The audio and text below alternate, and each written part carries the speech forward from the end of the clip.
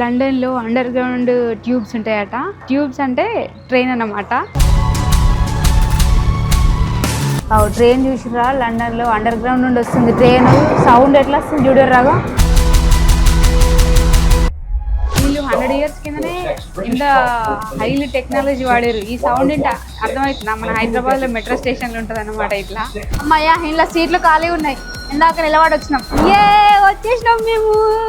ఏమైపోయే వాళ్ళము అంబేద్కర్ లేకుంటే, ఏ చీకటి మింగునో తను వెలుగై రాకుంటే.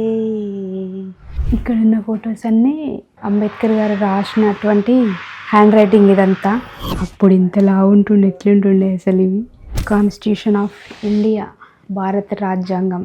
ఒక 100 ఏళ్ళ కింద అంబేద్కర్ ఇక్కడ ఇదే ఇంట్లో తిరిగి నడిచిన ఇల్లు.